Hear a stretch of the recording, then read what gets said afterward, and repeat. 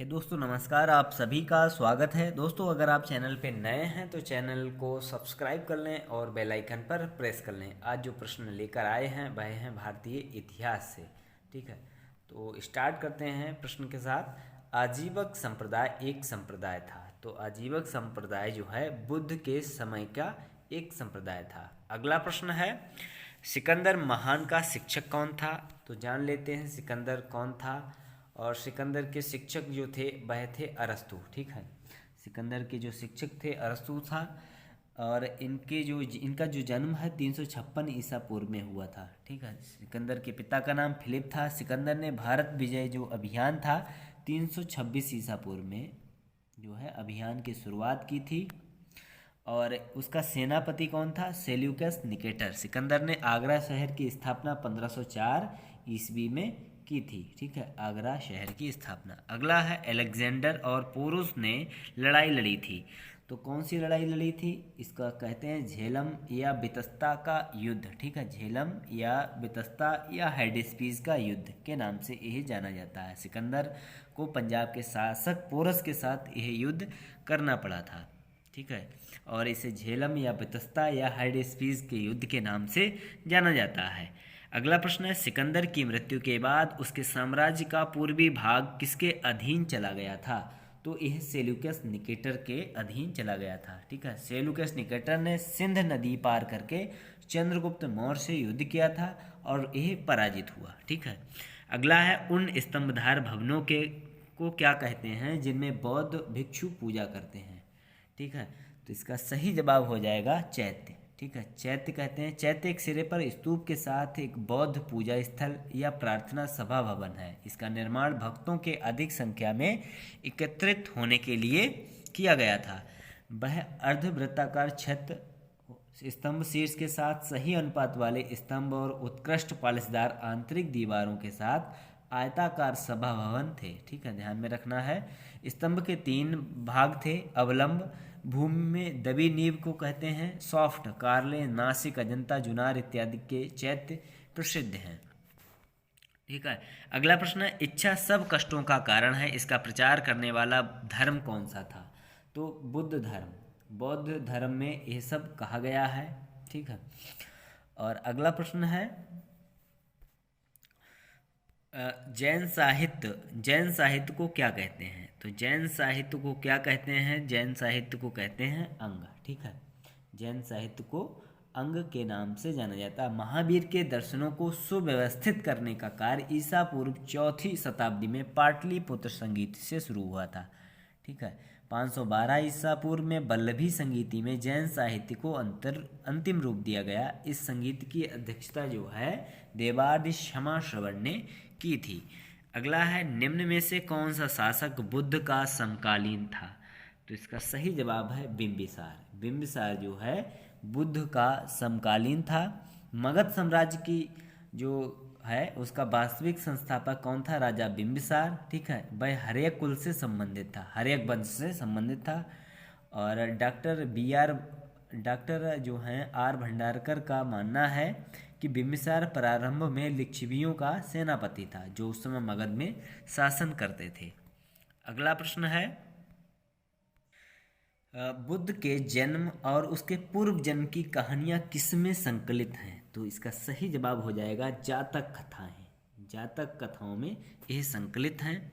अगला प्रश्न है, प्रथम बौद्ध परिषद कहाँ आयोजित की थी?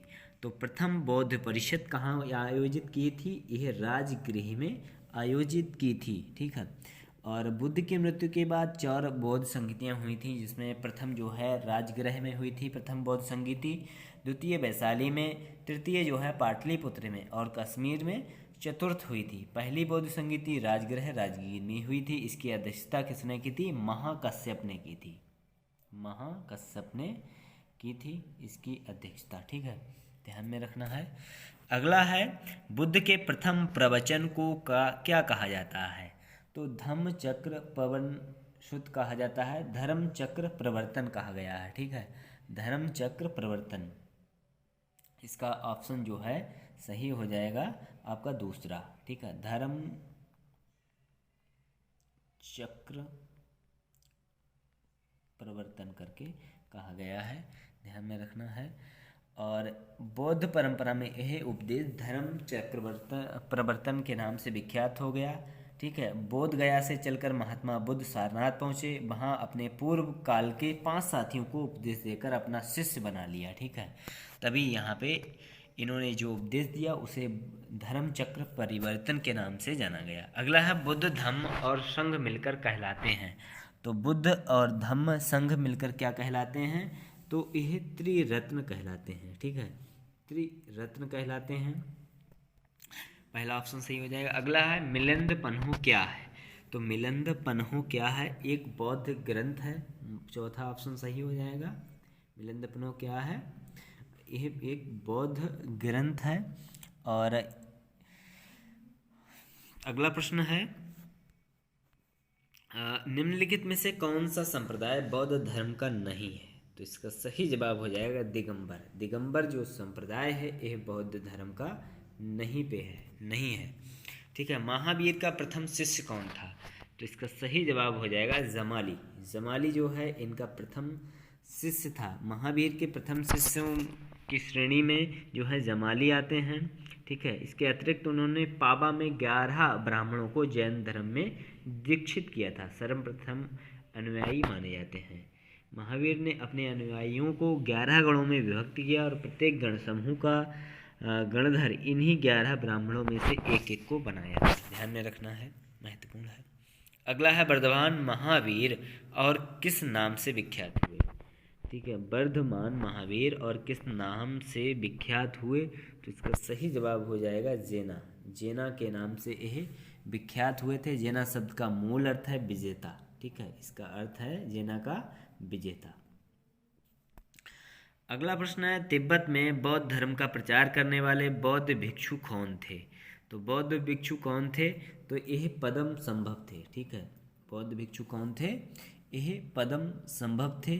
ठीक है, यह बौद्ध मुनि के आगमन में शामिल हुए थे। पद्म संभव ने कई बौद्ध ग्रंथों का तिब्बती भाषा में अनुवाद किया और तांत्रिक बौद्ध परंपरा को स्थानीय बौद्ध धर्म से विलयकर तिब्बती बौद्ध धर्म को आश्रय दिया था। ठीक है, अगला प्रश्न है गौतम बुद्ध का जन्म स्थान किसके द्वारा अंकित किया जाता है?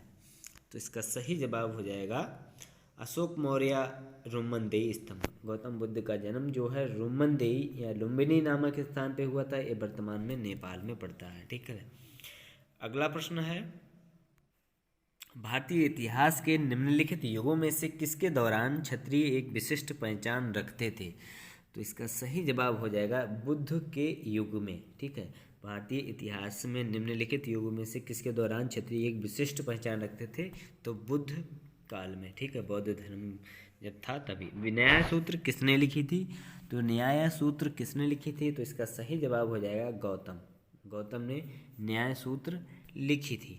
ठीक है, अगला है जैन तथा बौद्ध धर्म के समय कितने आश्रमों को मान्यता प्राप्त थी? तो इसका सही जवाब हो जाएगा 4 आश्रम थे। ठीक है, कौन कौन से थे? तो ब्रह्मचर्य, गृहस्थ, वानप्रस्थ और संन्यास। ठीक है, ये 4 आश्रम थे। अगला है 6ठी शताब्दी ईसा पूर्व कौन सा काल कहलाता था? 6ठी शताब्दी ईसा पूर्व कौन सा काल कहलाता था? तो इसका सही जवाब है धार्मिक उत्तेजना। धार्मिक उत्तेजना जो है 6ठी शताब्दी ईसा पूर्व कहलाता था काल। अगला है भारत में जैन धर्म का संस्थापक कौन था?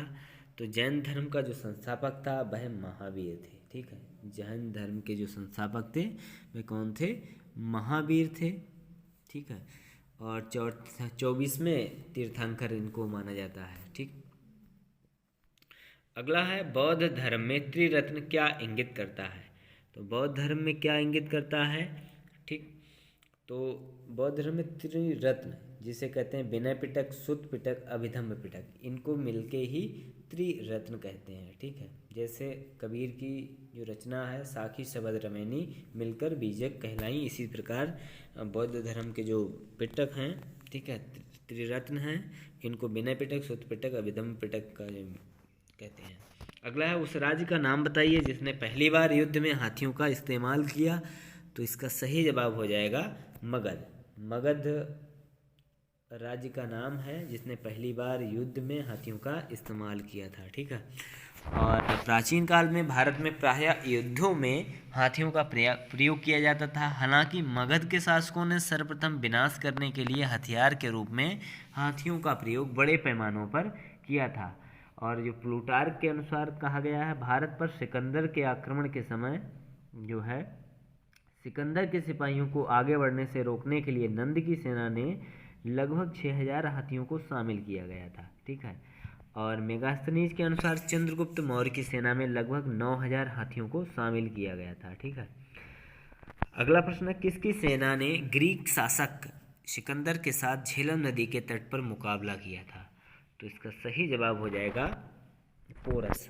पोरस के साथ जो है बेतस्ता का जो युद्ध हुआ था, झेलम का युद्ध कह लो, चाहे बेतस्ता या हाइडेस्पिस का युद्ध हुआ था।